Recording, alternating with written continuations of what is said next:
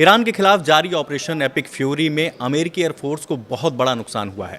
America को अपना KC-135 strato tanker plane खोना पड़ा। इसी के साथ ईरान वॉर में अमेरिका ने अपने 4 बाहुबली यानी एयरक्राफ्ट खो दिए हैं। नमस्कार, न्यूज़ 18 डिजिटल देख रहे हैं आप और मैं हूं आपके साथ हिमांशु पांडे। ईरान पर सैन्य कार्रवाई को अमेरिका जितना आसान मान रहा था, अब उसको उतनी ही चुनौतियों का सामना करना पड़ रहा है। वॉर के 14वें दिन ईरान से अमेरिका को फिर बड़ा झटका मिला। अमेरिका के ऑपरेशन एपिक फ्यूरी से जुड़ा KC-135 Stratotanker refuelling plane पश्चिमी इराक में क्रैश हो गया।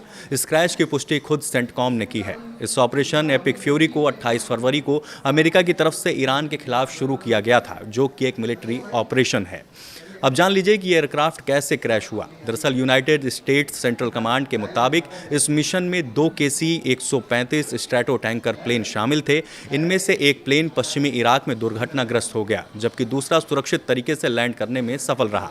सेंटकॉम का दावा है कि यह क्रैश दुश्मन की गोलीबारी या अपनी ही सेना की फायरिंग की वजह से नहीं हुआ है। इस दावे के बाद अंदेशा जताया जा रहा है कि उड़ान के दौरान प्लेन में आई तकनीकी खराबी की वजह से ये क्रैश हुआ होगा। हालांकि इस क्रैश के बाद एक दावा इराक के इस्लामिक रेजिस्टेंस नाम के एक ग्रुप की तरफ से भी किया गया है। इस ग्रुप का दावा है कि उसी ने इस प्लेन को गिराया है। संगठन ने बयान जारी कर कहा कि उसने इराक की संप्रभुता और एयर स्पेस की रक्षा के लिए अमेरिकी प्लेन को निशाना बनाया है। KC-135 स्ट्रैटो टैंकर के क्रैश के साथ ही ईरान के साथ जारी इस युद्ध में क्रैश होने वाली अमेरिकी प्लेन्स की संख्या बढ़कर अब 4 हो गई है, जिसमें 3 F-15E Strike Eagle fighter planes भी शामिल हैं।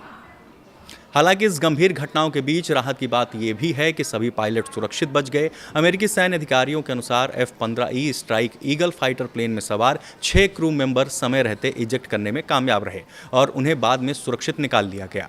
आखिर KC-135 स्ट्रैटो टैंकर अहम क्यों है, अब इसे जानते हैं। इससे आधुनिक हवाई युद्ध की रीढ़ माना जाता है। ये एक ऐसा रिफ्यूलिंग प्लेन है जो हवा में ही लड़ाकू प्लेन्स और बम वर्षकों को फ्यूल मुहैया कराता है। इसकी वजह से फाइटर जेट्स लंबी दूरी तक उड़ान भर सकते हैं और दुश्मन के ठिकानों पर लगातार हमले करने में सक्षम रहते हैं।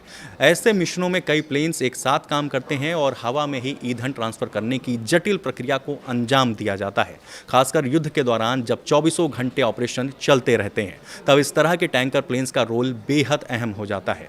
युद्ध के शुरुआती दौर में अमेरिका को बड़ा सैन्य नुकसान झेलना पड़ा था। इस नुकसान में अमेरिका के 3 F-15E Strike Eagle fighter plane का कुवैत के ऊपर क्रैश होना भी शामिल है।